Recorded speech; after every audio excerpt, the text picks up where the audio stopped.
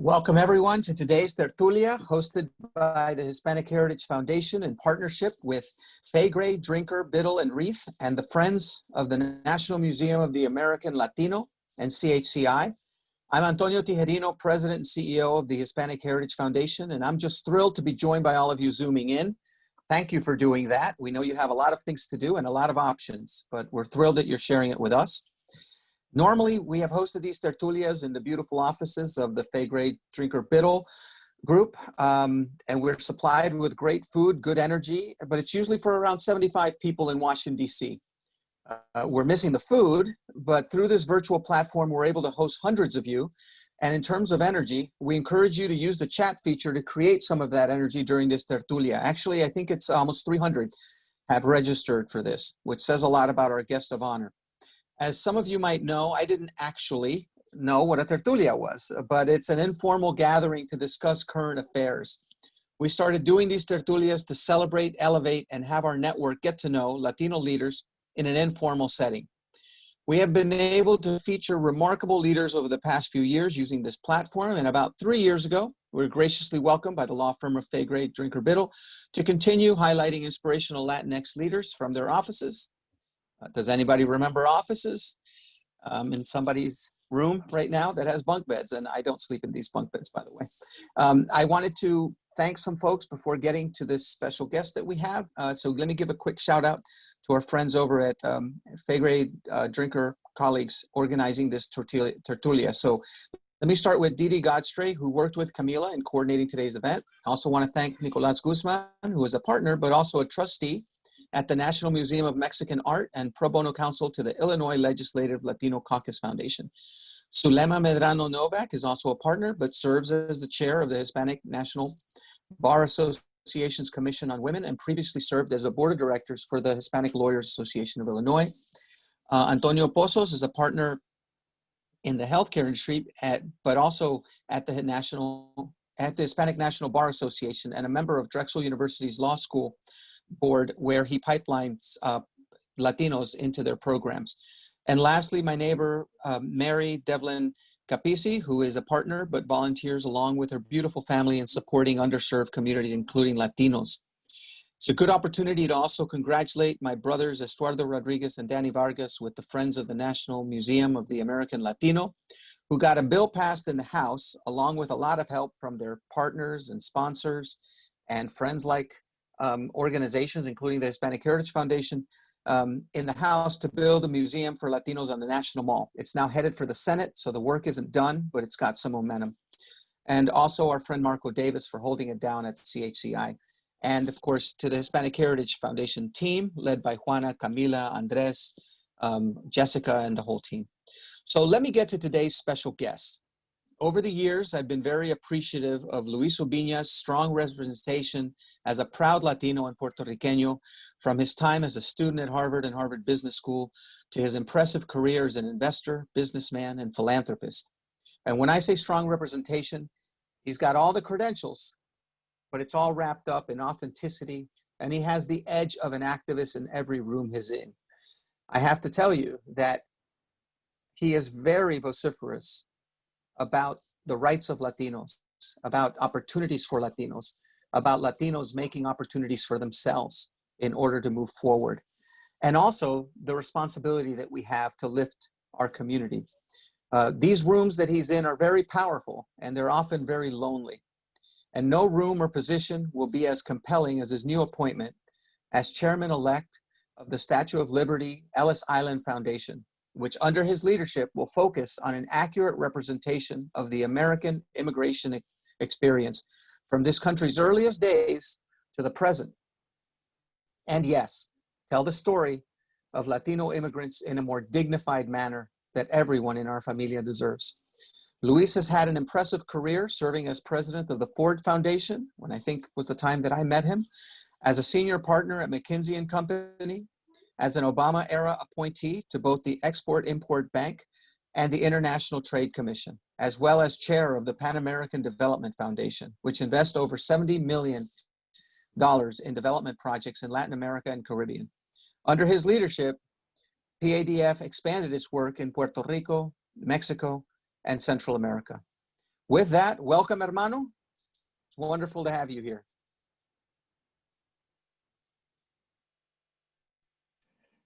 Sorry about that. I was unmuting. Antonio, I was going to say thank you for having me. It's really an honor. It's an honor to speak to all of these folks from all over the country. And you're right, it's actually better because we get not just the people in DC, but folks everywhere. Thank you for having me. It's really nice.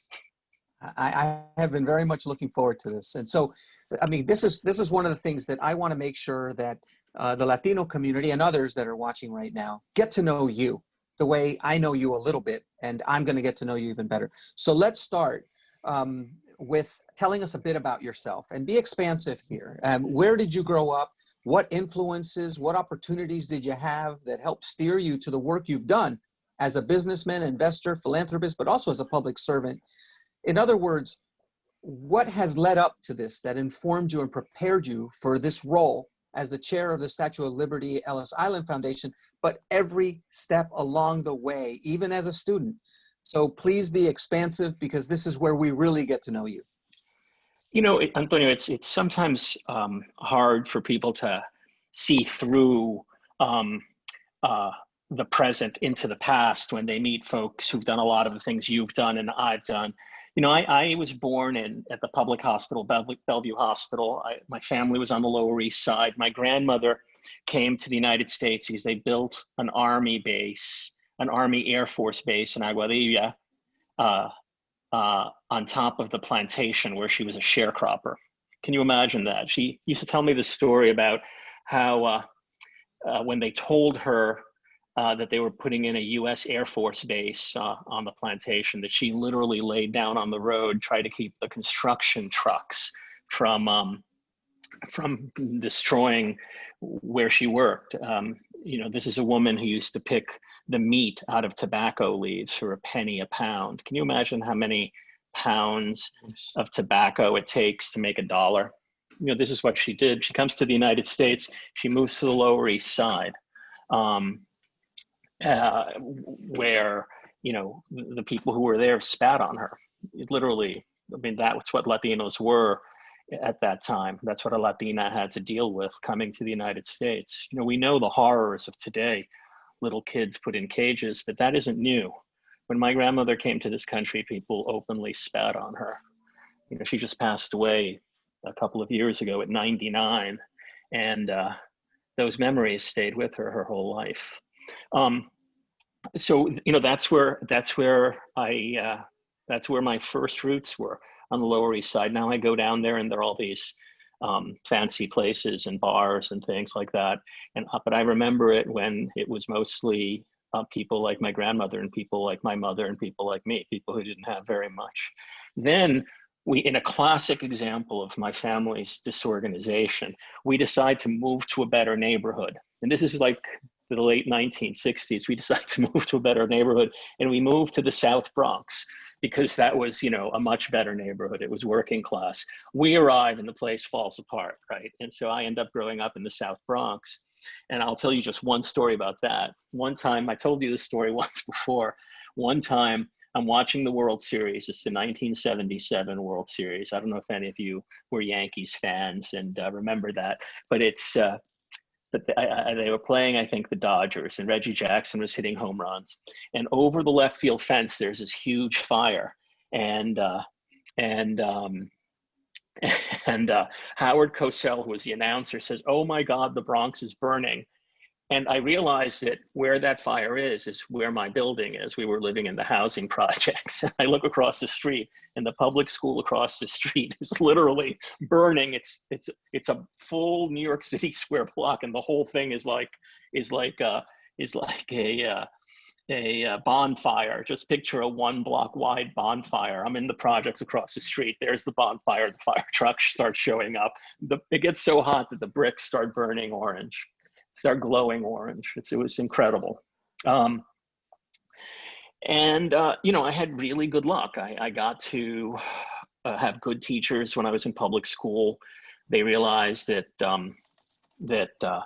I had potential. You know, last week I spoke to a bunch of kids at the Hispanic Scholarship Fund, which is run by a guy you should have a tertulia with, Fidel Vargas. And it was a bunch of kids like I was, you know, they were in high school, they want to go to good colleges, they come from places like the place I'm from, and we had this great hour-long conversation, and they wouldn't stop. I think we went over by a half hour just because they wanted to continue talking to someone from their background as opposed to some of the other backgrounds they run across. Anyway, so I got to go to good schools. I got to go to good schools on scholarship. You know, we couldn't afford anything. If we didn't have full scholarship, we couldn't go. Like there were scholarships and there were full scholarships. If the word full wasn't associated with scholarship, there's no possibility of my attending. And that's how I ended up going to Harvard College and Harvard Business School. You and I were talking about our great, but now passed away friend Lisa Quiros. And Lisa used to joke with a friend of mine, with a friend of ours, Jose Rodriguez, who's, by the way, a great surgeon. We used to joke that the three of us were the poorest kids at Harvard. And I used to tell her, no, Lisa, I used to think you were like middle class.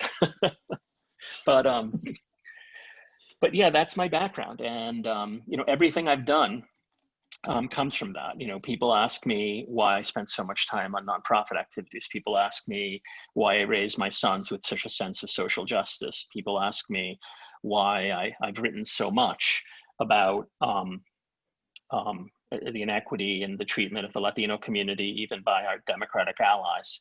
And I keep telling them it's because, you know, that's been my experience. I only speak of what I see, and what I've seen is a discounting of our community that is constant and ubiquitous, and not just by one party, but by the society. And thank you for that. So from the Bronx to very powerful yet very lonely rooms as the only Latino, yet your background comes off as privileged. The Harvard Business School, the McKinsey, Obama-appointee, and all these other things. Yeah. How do you deal with that? Because you don't always get a chance to do a tertulia every time you walk into a room. You mentioned the kids from HSF and all these other kids. You don't always get the chance to say, hey, I'm bona fide. I came from the projects in the Bronx. This was the story of my abuelita. This is the story of my parents. How do you walk in and be able to handle that? Because I would have a really tough time with that. And the other part is, second part of the question is, where does that sense of responsibility and purpose come from that defines your fancy background? Well, you know, let me just start where I was going to end with this question. I think, first of all, it's my responsibility when I enter a room and I'm the only one to make sure I'm not the only Latino when I leave. And whether it's being head of the nominating committee at the New York Public Library, or, well, let me just leave it at this. Regardless of where I go, I ask the question, why is it that I'm the only Latino in the room? And how can I make it so that I'm not the only Latino in the room? How do I make it so that there are other people like me? And the argument I use is that if any organization I'm involved in wants to be relevant 5 or 10 or 20 years from now, they had better have many more Latinos in the room. Because this is the thing people forget. You can get away with not having Latinos in the room now because we're out of 55-year-olds, I'm 57, of 57-year-olds, we're maybe 5% of 57-year-olds. But of people my son's age who are 23 and 25, they're 20% of the population. You can ignore us at 57. You can't ignore them. Oh, and by the way, they build businesses faster than the rest of the country. They go to college more than white kids. They're 36.4% of the entering class in the California state college system. You can't ignore us anymore. And so you better prepare for us. And the only way to prepare for us is by having us in positions of leadership, having us on boards, having us in the C-suite, having us in leadership positions. You know, how do I, well, let me stick there real quick, though, Luis, yeah. Because I want to get back to the original question I had too, but I thought that in 2000, when the census came out and said we were the second largest minority. And then I thought that in 2010, when the next census came out, and we were almost 17% of the population. When's this going to end? because they keep getting away with not having us represented in rooms. And then the other part is want to make sure that it's not just Luis Ubiñas and Antonio Tijerino and Lisa Quiroz is filling up all of those spots, that it's broader, that it's all the folks that are right now watching on this Zoom. Yeah. They isn't the answer. We are the answer. If we want to be in those rooms, we have to demand it. And I don't mean by being out in the streets as outsiders screaming and yelling. I mean, we need to buy more from organizations that represent us. We need to go to movies with Latino actors. We need to go to plays by Latino playwrights. Until we own the change we want, the change will never happen. We know from the experience of the last quarter millennium, 250 years, that you can protest and protest and protest and protest. You can have laws passed. You can do all manner of civil action. At the end of the day, the gap between you and the dominant parties will not shrink. We know that.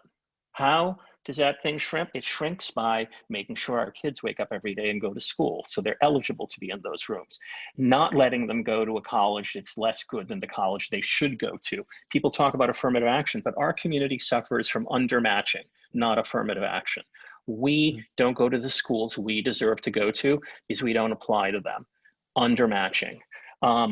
We need to seize control of our destiny, not expect for them to invite us in.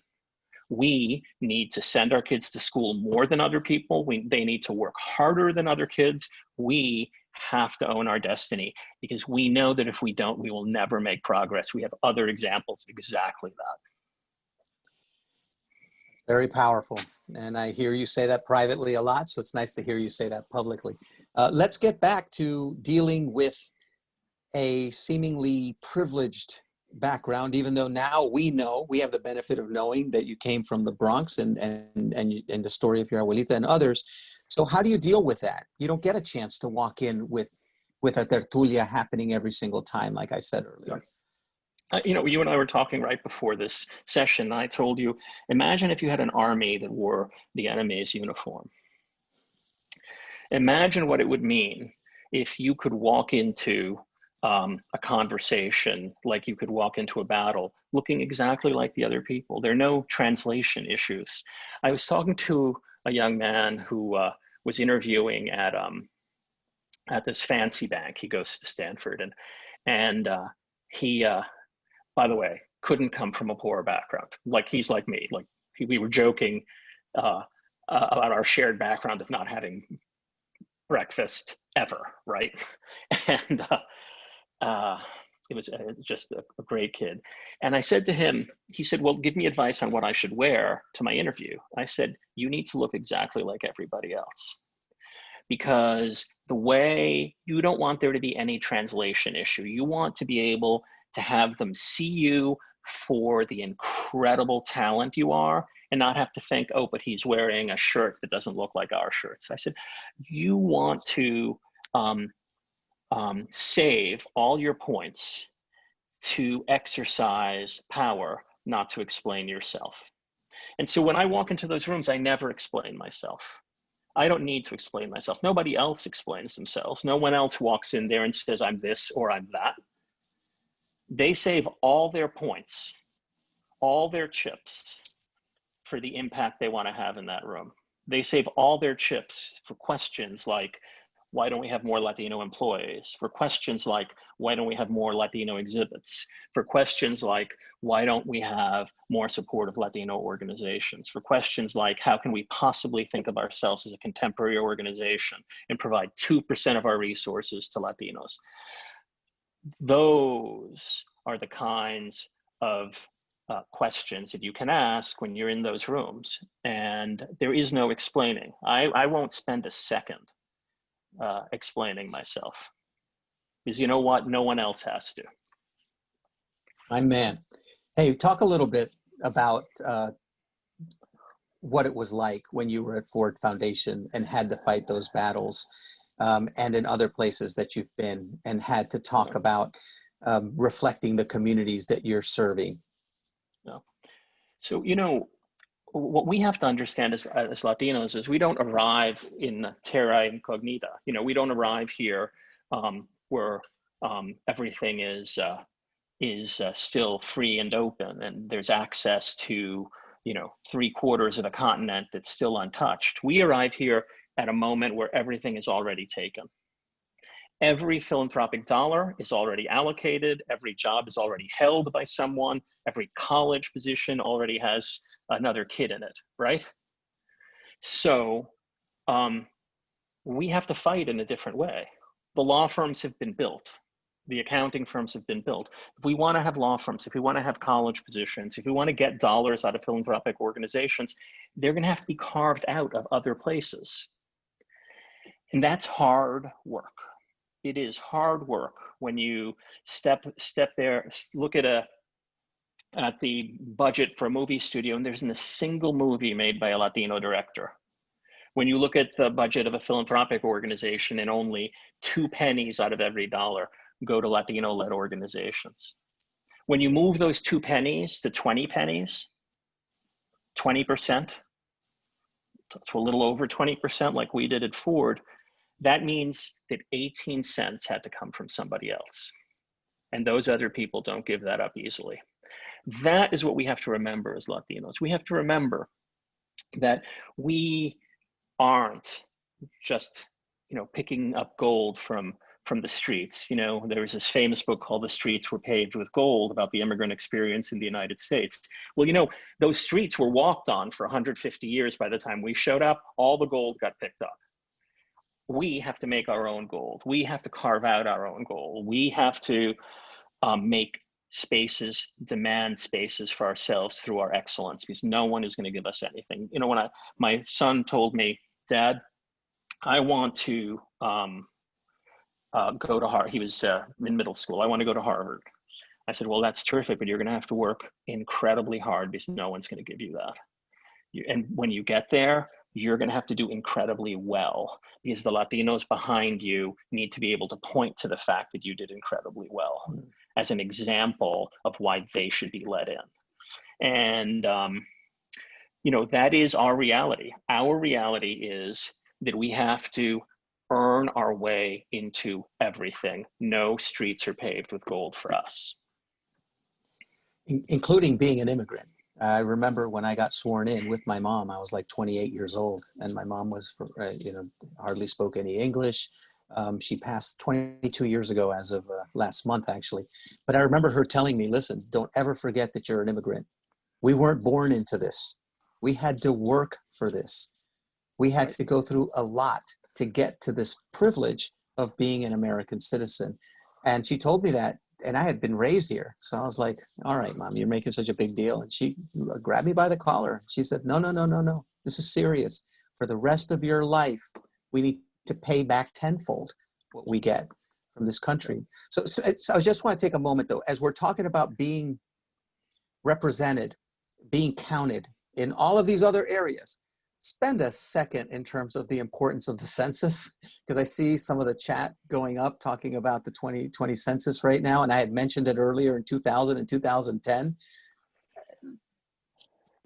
You know, when I was at Ford in 2008 and 2009, we spent an enormous amount on the census, on participation in the census.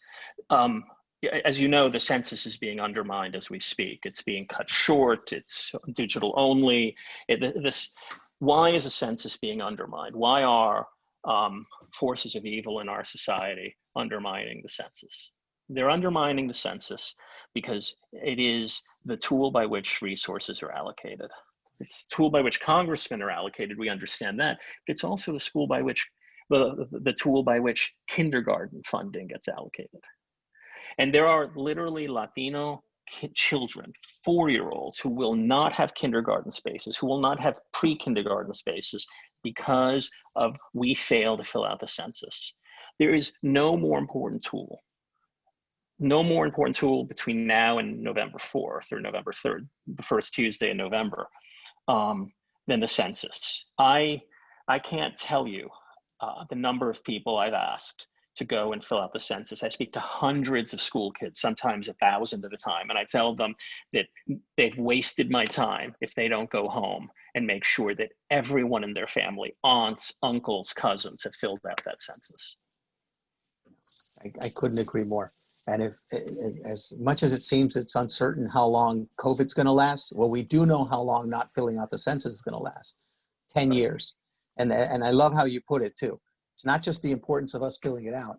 It's the importance of somebody trying not to let us fill it out that amplifies the importance of the census. So I know how passionate you are about supporting Latinos in this country, and we've made that clear. But I also know that Latin America and the Caribbean are also a very important focus for you. A lot of times as Latinos in this country, I was born in Nicaragua, a lot of times as Latinos in this country, you lose sight of what's happening in Latin America, and especially during this time of COVID and the destruction of entire economies and the health of different countries. Can you talk a bit about how you kept a focus on Latinos when you were at the Ford Foundation, and also the work you led at the Pan American Development Foundation, including increasing investment in Mexico, Central America, and your beloved Puerto Rico, in terms of that bridge back to Latin America for us Latinos in America? You know, you have to remember that we are, because of where we are in our integration into the United States, we're a fluid people. I don't know any Latino who doesn't have a grandmother or a grandfather, a brother or sister, an aunt or an uncle in Mexico or Nicaragua or Puerto Rico or Argentina or wherever. The idea that our responsibilities end at the edge of the United States maybe is an idea that my grandchildren can hold when we're all really settled here. But in our generation, certainly in my son's generation, we are multinational, right? Their aunt is in Aguadilla. My sister-in-law's family is in rural Mexico. We have to, as we think about ourselves in the breadth of us. And by the way, that's a strength, right? It's a strength because it allows us to be more deeply anchored in our community when we understand that we're not just here, we're also in Nicaragua, we're also in Mexico, we're also in Puerto Rico. And so at PADF, you know, I was beyond busy and they asked me to become chairman there. They called it president, but it really was chairman. And I wanted us to expand our work to Mexico, expand our work to Puerto Rico, expand our work to Venezuela, expand our work to places where it was really needed. And the board, which is a heavily Latino board, or Latino and Latina, I refuse to say Latinx, that's some like American word. I don't know how, I know some of you feel strongly about Latinx, but I don't know where in my Spanish language, I only spoke Spanish for many, many years growing up. And nowhere were there any words that ended in, you know, an X. That's just, but anyway, that's a whole different issue. You know, we have to understand ourselves more broadly than that. I always tell my sons, we have to remember that we're immigrants. We have to remember that your grandmother, my mother, you know, died at a sewing machine of cancer, trying to make enough money, 30 cents a dress, to keep us fed at least once a day. And at the end of the day, she couldn't take care of herself because she was taking care of us. And she passed away at 44. And you dishonor her when you do anything but work your absolute hardest. 100% of you is the least you can give to respect her. And so when we as a community understand that we are here, but we come from there, and that we have responsibilities here, but we also have responsibilities there, I think we honor ourselves and we honor those who brought us here from those places. You mentioned earlier about our good friend Lisa Quiroz, rest in peace, and when you were in college with her and some of the handful of Latinos that you were in college with, and I'm sure that you've built those kind of alliances for the rest of your life in those rare spaces. Talk about those relationships that you've made. I'm sure there was somebody that was in at McKinsey when you were a partner there that you connected to in a different way. And a lot of times it's not just other Latinos. A lot of times it's somebody that's African American or just somehow you relate to in terms of being underrepresented. Talk about the importance of building that camaraderie, because I'm saying this because a lot of times it becomes a competition. And especially in some of those spaces. And then the second thing is that as you represent the community, boy, it's really convenient to be the only Latino in a room. And in fact, it can actually be very fruitful to not creak the door open for others to come in and encourage others to come in, because then you're the go-to Latino for somebody. So talk a little bit about those relationships that you've built being underrepresented in some of these communities, those alliances that you built, and how you benefit from them for the rest of your career, as well as the importance of, you already talked about it, not being the only Latino in a room, but it's much more fulfilling to serve as that mentor, as that comrade, as that friend. Yeah, I have to tell you, there are two things about what you just said. Let me deal with the first. This idea of anyone benefiting from the other Latino and being the only Latino in the room, I really, really disagree with that. You know, when I'm in a room, when I'm in a room, I think to myself, how can I bring in 2 or 3 other Latinos into this room so that I can leave this room and go to the next one up, right? My mission is to find a way to be obsolete in that room by bringing in other Latinos. So if you look at all my board activities, you'll see a weird pattern that I bring in a handful of Latinos and then I go to something else. See, something else is always some wonderful other thing. But the idea that we close the door behind each other, behind ourselves, so that we can't let others in is an atrocity. That just is sickening to me. Our job, especially since we're so profoundly underrepresented, our job is to make sure that door stays open, to make sure that there's like a little boulder at the bottom of that door so the wind doesn't blow it shut. There are enough people closing doors on us that we don't have to close them on ourselves. That is an unacceptable position. Anyone on this call, anyone in this conversation who thinks to themselves, I'm going to close that door so that other Latinos can't walk past through it after me, anyone who thinks that should look in the mirror and ask them whether that's an acceptable thought. That is completely the opposite of what we should be doing. And let me explain why. There are very few of us in positions of leadership at 57, 67. There are very few of us in my generation in positions of leadership.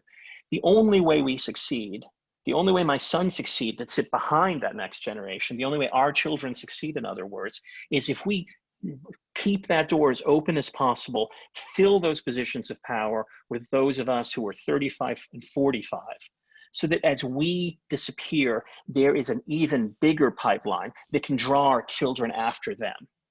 And if we're not keeping those doors open, if we're not reaching through that door and grabbing a couple of people into the room with us, well, that's a shame. Yeah. So let's turn to your latest leadership role right now as the chairman-elect of the Statue of Liberty / Ellis Island Foundation.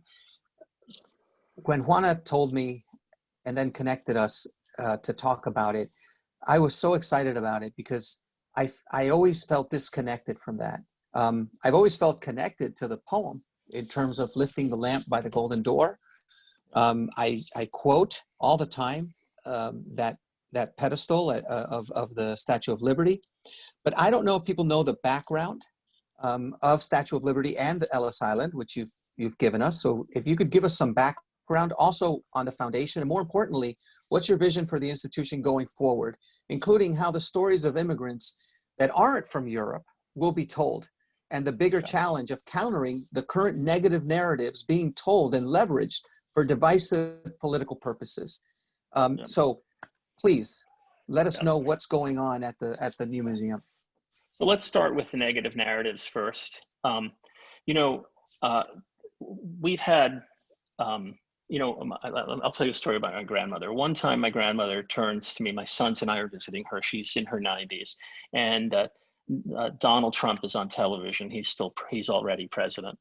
And she turns to me and she says, I'm glad I'm dying because the Antichrist is here. And my sons were a little surprised by that because they didn't think of her as understanding things that well. And she said to me, this is a 97-year-old woman. She says to me, we go to school more than other people do, but he calls us uneducated. We commit crimes less than other people, less than the average person in the United States, and he calls us criminals. We're more entrepreneurial and more business creating than other people. This is a woman who didn't go to high school saying this, but he calls us dependent instead of independent. This man, there's an evil in him. So, we have to begin to think about our narrative in those terms. We have to begin to think about our narratives, not in defensive terms, but in the reality of our existence. And what is the reality of our existence? We are among the most education-seeking, the most entrepreneurial, among the hardest working people in the United States. Our unemployment rate, despite the immense discrimination we face, language barriers and education barriers, is by any index measure lower than most people. If you compare a Latino with similar education to, for example, whites with similar education, we work at least as much, even when you take out the fact that many of us have language barriers. Our narrative is an immigrant narrative of success, and it's no surprise because we're making tremendous progress as a community, and we have to begin to have that be our narrative. On the small point of the Statue of Liberty, relative to that, it's really an honor to be asked to be chairman there. We've delayed it because of COVID. I wanted there to be continuity. But soon I'll be chairman there. And one of the questions we're asking is how we tell a broader story. Let me give you an example. We recently built a new museum behind the Statue of Liberty, not on Ellis Island where there's already a museum, but behind the Statue of Liberty. The statue is really a monument to freedom. It's not a monument to immigration. It's not about all those Europeans who sailed past it and became Americans, many of them, by the way, arriving without documents, just as an aside.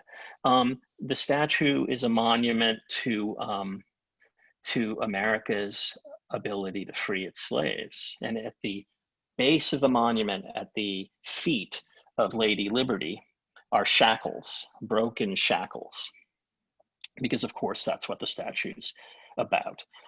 And so we built a museum that tells the story of the statue. The story of the statue is an icon of liberty and of freedom. It tells a story of the American struggle to make it a place where all men really are not just created equal, but living equally. And that's a struggle that continues to this day.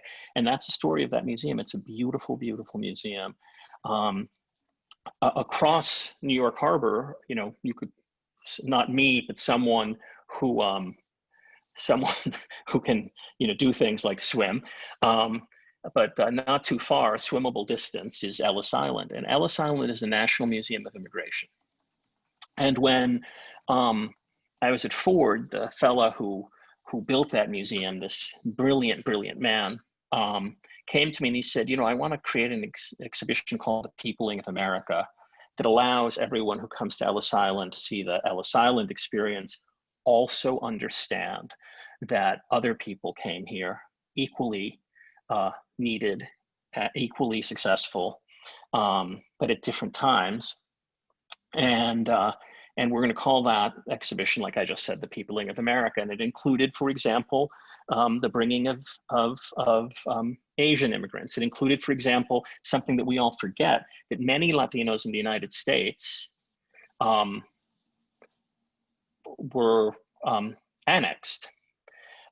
If you go to California and you look at Los Angeles, San Francisco, if you're in San Francisco and you look at Arguello Avenue, those are all Spanish names, because of course those were all people of Spanish or Mexican descent or indigenous descent who were absorbed by the United States. And so we have a very complicated immigration story. We have a complicated immigration story that includes our being basically taken. People forget that countless Latinos in Texas were first Mexican citizens, and then Texas was annexed, which is a nice, clever way to talk about taken. And so our story is complicated, and that Peopling of America exhibition took early steps to begin to tell that story in parallel to the European immigration story. It's a wonderful, if any of you haven't been, you should go. It's a nice beginning. What we need to do next, since it's the National Museum of Immigration, is begin to explore how we tell the story more fully, how we begin to use the incredible history and iconic quality of Ellis Island to tell the story of other immigrant groups, including Latinos, who are, of course, now a fifth of the United States. Thank you, Luis. So these days, we can't get away from this ominous crowd of COVID-19. How have you adjusted day to day with your family, with your work? What are some of those challenges that you've dealt with?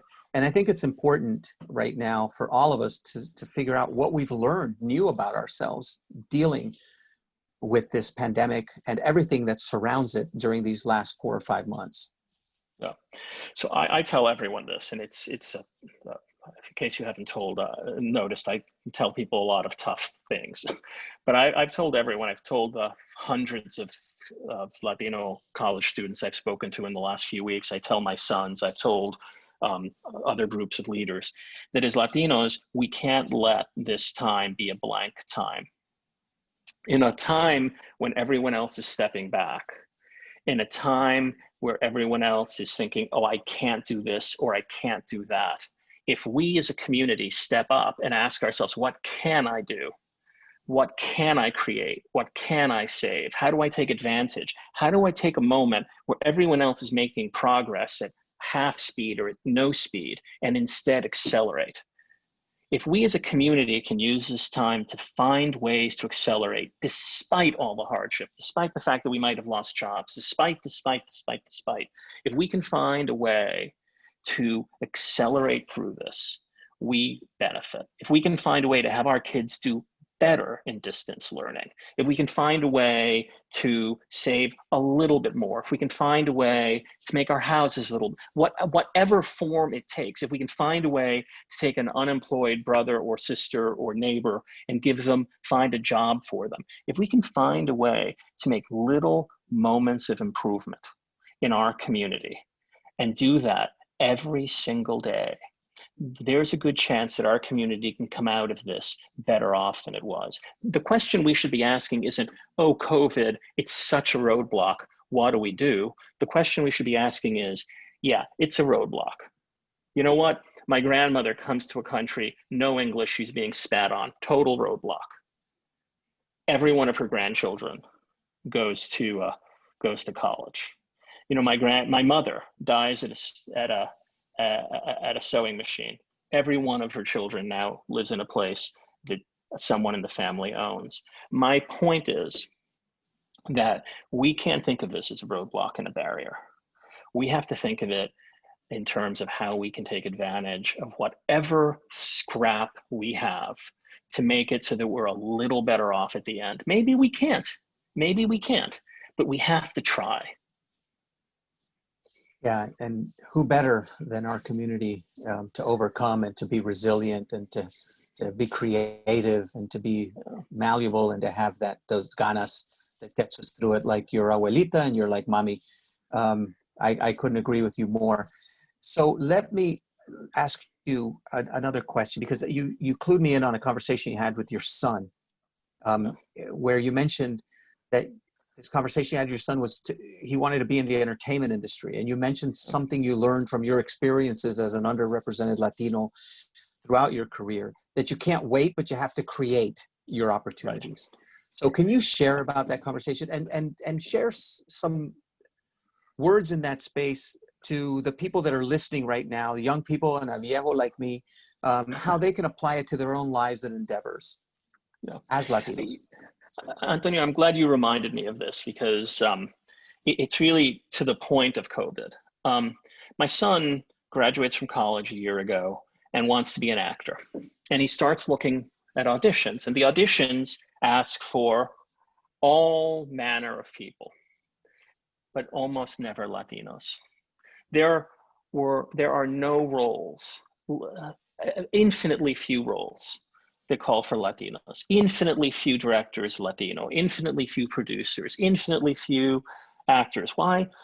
Because we're not represented. All you need to do is turn on a television set tonight and pay attention and see that there are no Latino faces. There are no Latino faces in that McDonald's commercial. There are no Latino faces in that Olive Garden commercial. There are no Latino faces in the soap commercial. There are no Latino faces in the car commercial, because we're invisible. We live in a world of the 1960s demographic where we just barely exist.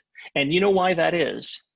It's because we haven't done the thing that other groups have learned to do, which is to make our own reality. And that's the advice I gave my son. I told my son, if you want there to be roles for you, make them.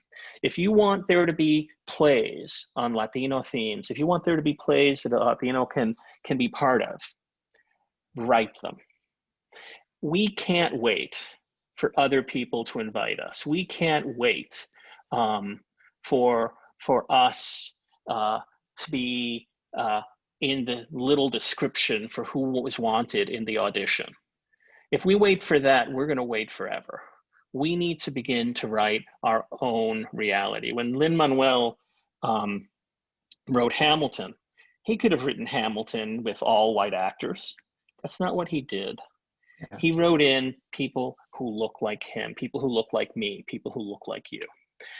And that's what I told my son. I said, you want to have roles? Make them. You want to have theaters? Create one. You want to have a theater company? Make one. I'll help you. Other people will help you, and we'll help others too. But we have to seize our own reality. We can't wait to be invited, because you know what? We'll be waiting forever. All right. Well, thank you for all of that. And that's very powerful. So, and I have my own kids that I'm trying to give that same speech to. They just don't listen to me, but maybe they'll listen to you if I have this on tape. So let me ask quick questions, quick hitters from the audience, and just try to nail it, because we have a whole bunch of them and I want to get through like 10 of them. Okay. And I know it's tough to ask Latinos to be brief. My mentor and good friend, Dr. Pedro Jose Greer, once said, never ask a Latino to say in 5 minutes what he can say in 50. So, but with that, Alejandra Castillo, who was somebody that we honored through this tertulia as well, who heads up the YWCA and comes from New York as well. How do we democratize the philanthropic world and also drive their attention to the need of the Latino community? Only 5% of philanthropic dollars flow to Latino-led or Latino-serving institutions. And that is a very important question that she asked on my behalf and a whole lot of people that are here. Give us the answer, and I'm going to jump to the next question. Yeah, super quickly. This just gets back to what I said. Those dollars are held by other groups and other organizations. To move those dollars means somebody else is going to have to give them. They have powerful voices. If we want to make this happen, we need to go organization by organization, board member by board member, and make them aware that they are living in an America that doesn't anymore exist. We need to go straight to the board members and ask them why they continue to condone underinvestment in the largest group of Americans, in the largest group of low-income Americans, in the largest group of aspiring people in this country. Why do you continue to underinvest? Until we begin to go to those people, we're going to continue to be at 5%.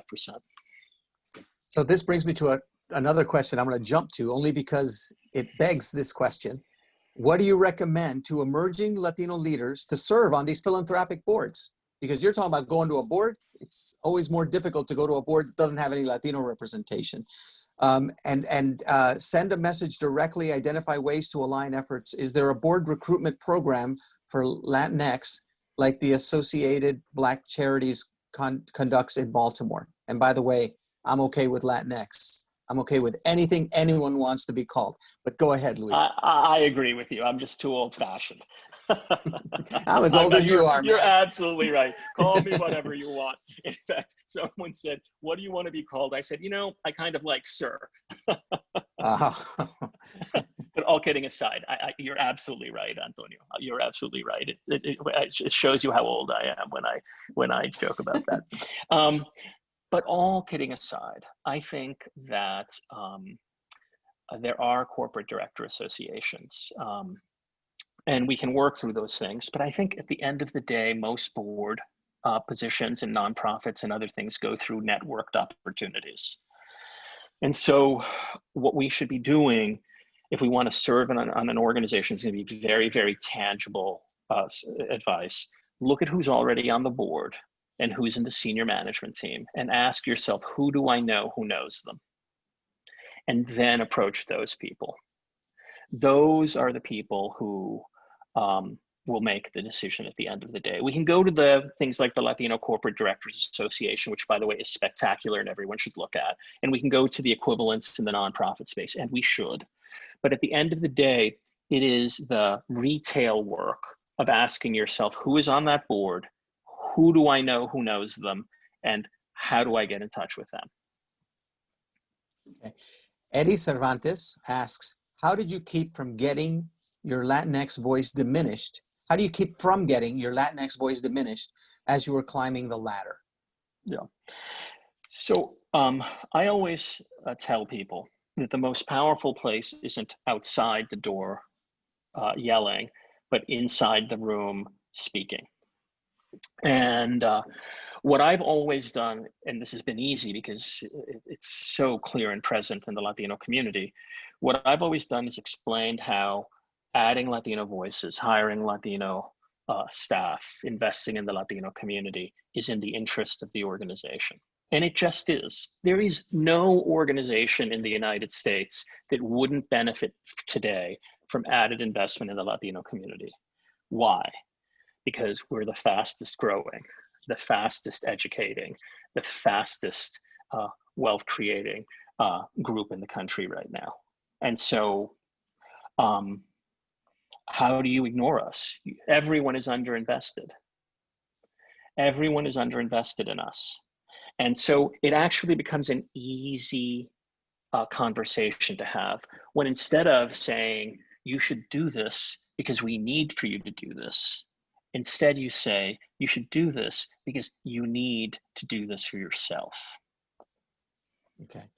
All right. Hector Moreno Bravo said, I think it's fair to say that Latinos are hard workers and we do our part as far as work ethic, but our communities still lack technology, capital, support. So my question is, do we need an ecosystem or structure built by people in power like yourself to provide a roadmap for others? Or what kind of initiatives would nurture this movement? Yeah, so I agree with that. I'll answer it in two ways. There are two answers to that question. One is from the top down, which is why I'm on the board of two organizations to provide capital to Latino businesses. Because access to capital, to the very point of that question, is really powerful. So we need to do that from the top down. That's okay. But the thing with Latinos is, and there's a Stanford study on American entrepreneurship that I don't even know why they bother to do it every year. They do it every year, and every year it shows that Latinos are the most entrepreneurial group in the country. It's every year. It's like that. They should just cut and paste the prior year's conclusions.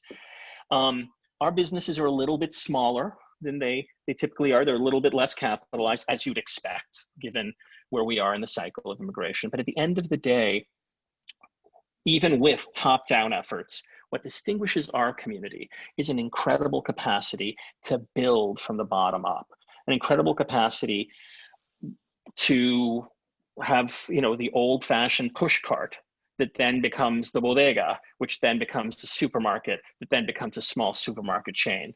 There's a woman on my block in New York City, and she sells churros in the morning, and then in the afternoon, she sells different kinds of Mexican food out of her little cart. And I joke with her every time I pass her, and I tell her, you know, when are you opening a restaurant? And she says to me, ahorita.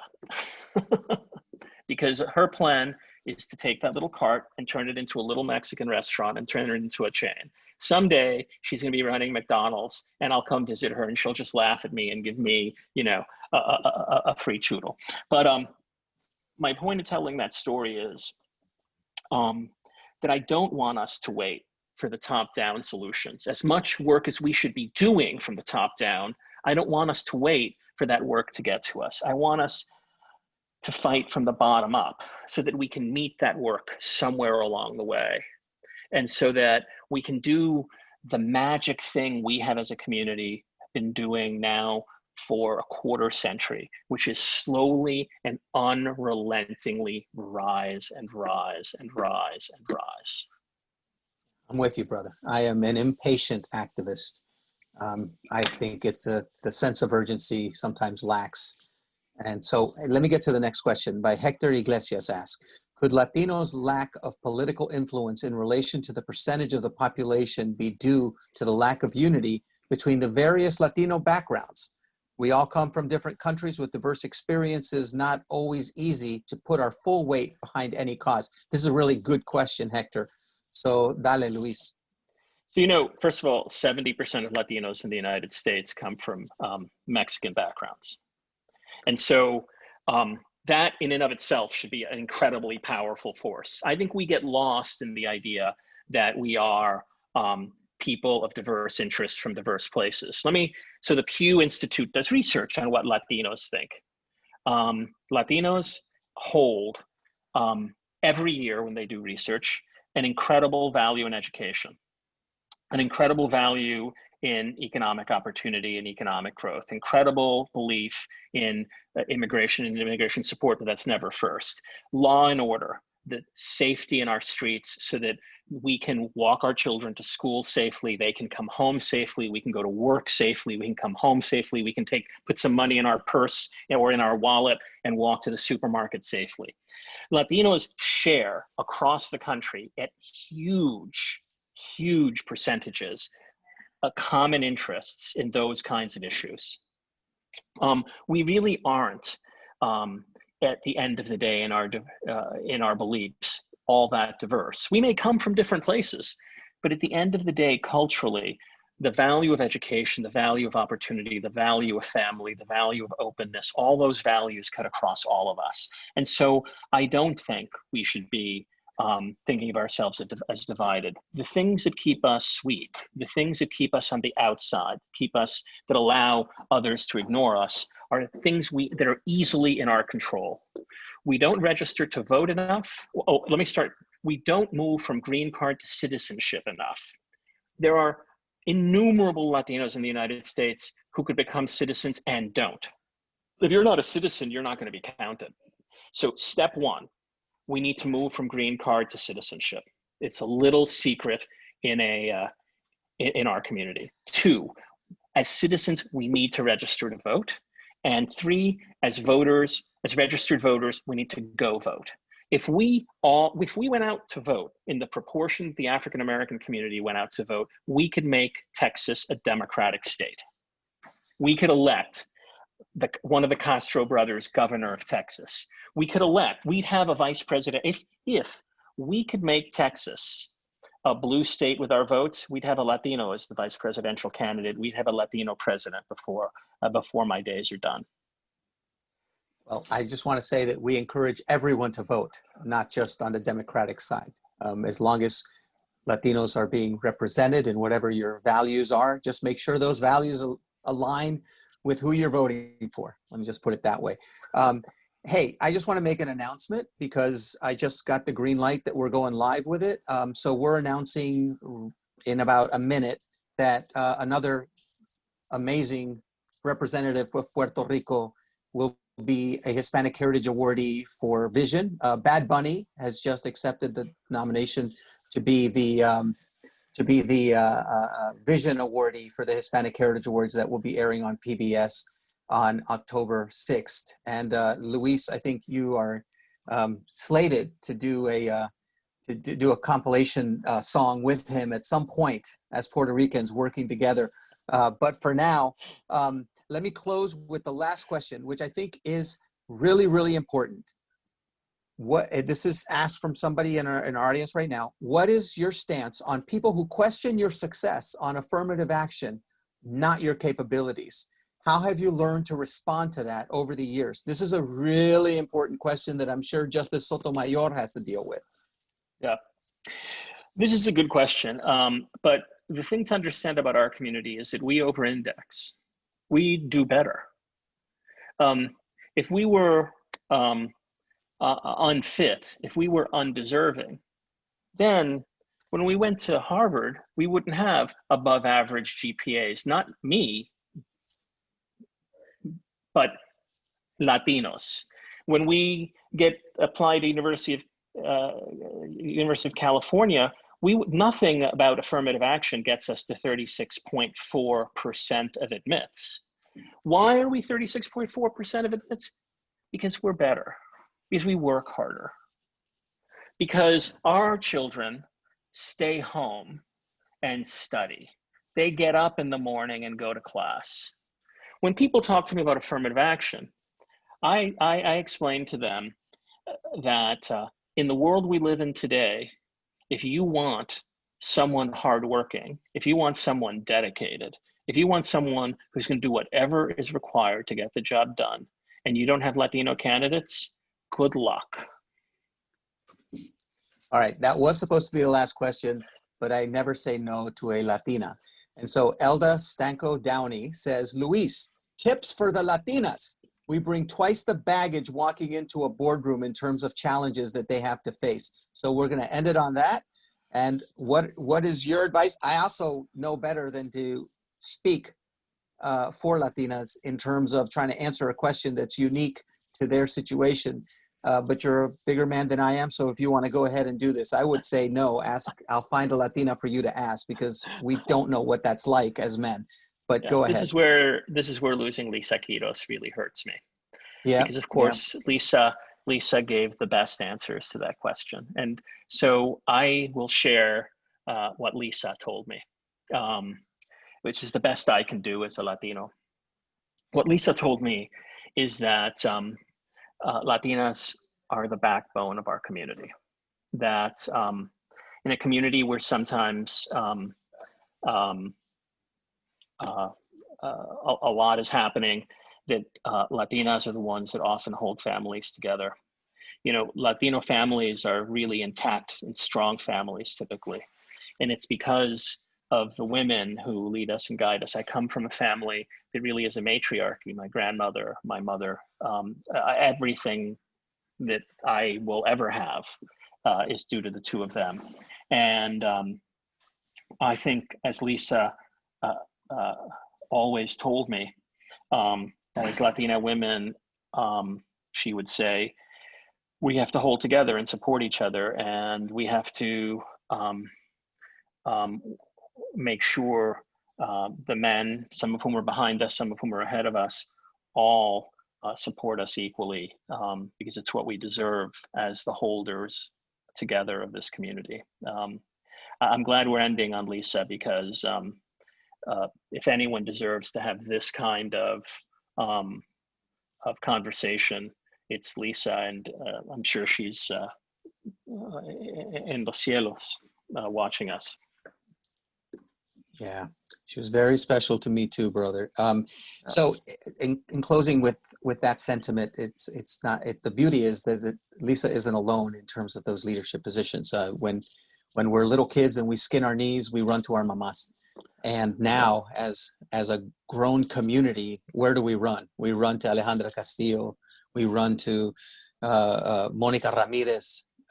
We run to Virginia Case. We run to Dominica. We run to Cindy Benavides, and certainly run to Janet Murguia and all of these other remarkable Latina women that are leading our community. So I just want to close with that, as well as saying thank you to you, hermano, for representing us in those rare rooms, representing the Bronx, representing your abuelita, representing your mama, representing all of us. Thank you. I've been watching you do this for years, and I'm glad that several hundred people right now got to see it as well. Appreciate you, Luis. Appreciate everything that you've done, appreciate everything you're doing, and appreciate what you're going to do. Thank you, everyone, for tuning in. Also, let me make sure to just let everyone know to stay in touch with us. We're doing these tertulias every quarter or so, and we do the charlas every week, as you know. And Luis, if you want to sign us off, and then we'll say goodbye to everybody. Antonio, I just want to thank you for your immense leadership. It's amazing what you do to lift up our community and to show people what we are and what we're doing. I want to thank you, and I want to thank everyone for spending this time with the two of us. I appreciate every chance I have to share the kind of conversation we had. We've got a lot of work to do as a community, Antonio, and we're only going to be able to be what we can be if all of us work together, if all of us open doors for each other, if all of us do everything we can when we have the opportunity to make this kind of difference. So I just want to thank you for inviting me today. Thank you, Luis. And I've always said my community leads me, not the other way around. So I appreciate my community giving me the guidance to do the work that we try to do to support. All right. Thanks, everyone. Have a great day and weekend, and stay safe, stay connected, stay inspired, stay actionable.